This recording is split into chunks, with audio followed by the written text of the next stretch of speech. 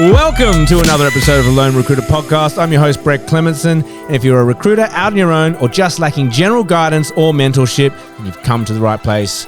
Our episodes are designed to give you the advice, the strategies, and the support you need to become the very best lone recruiter. So join us, grab a cup of coffee. I've got the grounds today, and let's take your desk to another level. Now, today is... I don't know what day it is. It's actually Monday in my world, but on your calendar, it could be any day. I'm joined with Jon Riley. We're on our quest to interview 100 recruiters, and I want to ask them all the same 5 questions. I want to really understand what makes good recruiters great.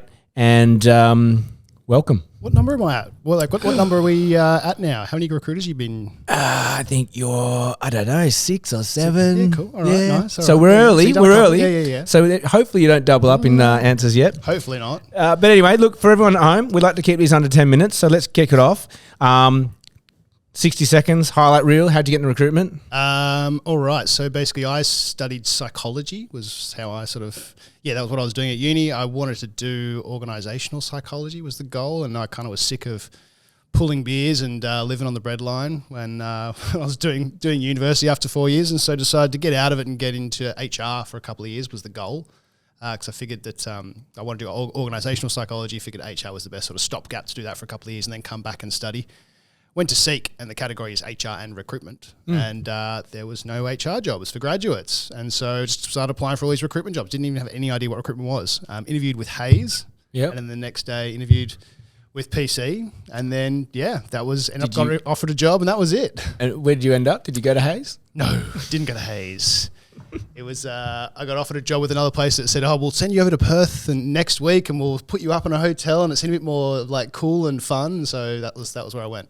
All right, fantastic. Yeah, that was 15 years ago. Okay, so 15 longer.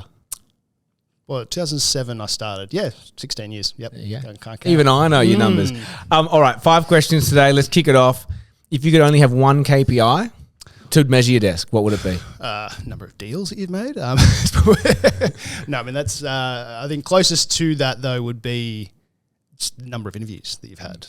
It's going to be the best metric to. What's going to get you closest to the deals is, interviews. Interviews. For sure. Yeah. Okay. Yeah. I like that. Number 2, you've only got a limited amount of time and you're interviewing someone. What 3 things do you need to ask them? Well, that's good. I usually only actually ask 3 questions in my first chat.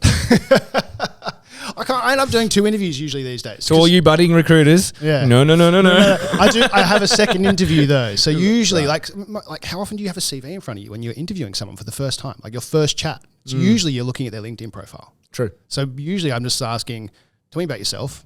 Why are you leaving your job? What do you want? That's it. That's all I want to know to start off with. Because in that you can just talk about. It's all the little questions you get with that and building rapport and trust and getting all that information. Then I'm sending them a bunch of job descriptions. Then they're coming back to me and they're going, cool, I've actually got a CV. Now we're actually talking properly. Then I'll go through all the detail. Then I'll do the counteroffer prep. Then I'll do all the salary stuff. Then I'll do all those other questions. But my first chat is trust, rapport. Like that's my goal. Just listening. Yeah. Okay. I like it. I can probably guess what your favourite closing question is because it's probably very similar to mine. What is your favourite closing question? Well, it shouldn't be a closing question. It should be, do so much closing, prep beforehand that, it's, do you have any questions or concerns? Is there anything preventing you from accepting this offer? That's just the sequence that you go through. Yep. So someone's coming out of their final interview. You got any questions or concerns left? Let's go through that. Let's address those things that you have still left to go. And after that, though, putting those aside, what else? Is there anything preventing you from accepting this offer? Love that question. Yeah, it's a good one. It's a good question. Yeah. It's a good question. It's hard to get out of. You just know where to hide. Yeah, nowhere. I love it. Number 4, how do you handle counteroffers? I'd say it looks similar to what I said before as well. Your counteroffer shouldn't just be like a one thing at the end where you're like, let's talk about the 80% people leave in 6 months rule or that thing. It's from the word go when you're finding out why they're leaving, like what's the reasons for leaving a job in the first place. It's, and if people say to me, I want money, then either I'll be like, yeah, we can get you more money because what do you want and what can I know I can get them in the market? Or it's, you're just obviously money hungry, and I'm just going to say to you, go and ask for a raise first before I go and waste my time. I don't want to spend all that time working with somebody who just wants money and they'll just end up getting it on a counteroffer anyway. I don't tend to get too many counteroffers in law. I don't know why. Really? Yeah. I think maybe just the ego. Like they're like, oh, you've left, fine, see ya. There's a very transient approach to it in that there's this weird recognition that it's like, is that a word? Recognition? Recognition? There's weird recognition where they just kind of go, okay, you want to go, go. Yeah, I haven't seen that in any of the market. Most other markets scrapping, yep, stay. I mean, lawyers are so considered when they're making a move. Like, I work with people for like a year sometimes before you actually start putting them on job interviews. Like, it's so rare for someone to go, sick of my job, hate my boss, I need to leave. What jobs you got? Let's go. Like, it's very rare for that to happen. So it's usually very like, I'll have a very deep conversation about what's their motivations, what's their aspirations, what do they want to achieve, what's like type of firm is going to be the best fit for them for a multitude of different reasons. Yeah. And so usually by the time you're actually getting a job offer for someone, you know what's going to happen. Yeah. Unless the offer comes out crap.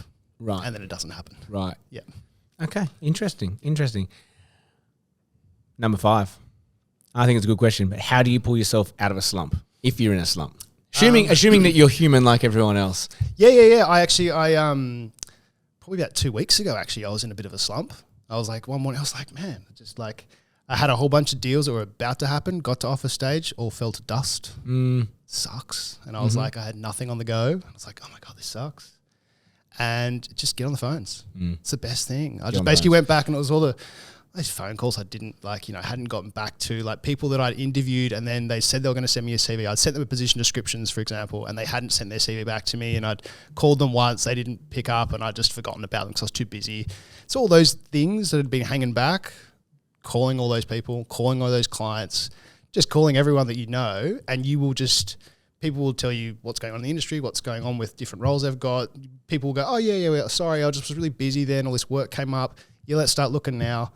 Like within a couple of hours, I was like, sweet, I had a full desk. I love that. Get on the phones. Just get on the phones. It's an answer for a lot of things in recruitment, isn't it? I mean, like I couldn't think of anything worse than going like, oh, let's go back and look at like old roles that were advertised a while ago and like let's something that's old and stanky. Like you don't want to do that. Like it's got to be people have talked to you about it. That's when you get more energy from it and you can pull yourself out of a slump, because that's what you really need is the energy part. And you find like sometimes it's just one call.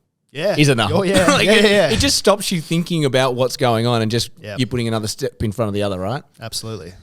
I like that. I like that. Well, that's the 5. And we've done it in under 9 minutes. So well done. It was very efficient. It was very efficient. Yeah. I mean, it does help that we're on the clock and we've got to run into a conference right now. But we've got 2 minutes to go. That's it. But look, Jon, I appreciate you coming up from Melbourne for this one. We're doing this one in Sydney. That's all we have time for you today. As always, if you got anything out of today's episode, please share it, like it, follow us on LinkedIn, follow us on Spotify, wherever you listen to your podcast. It does help us grow, and we really want to get this out to a wider audience. Have an amazing day, and as always, may all your deals come true.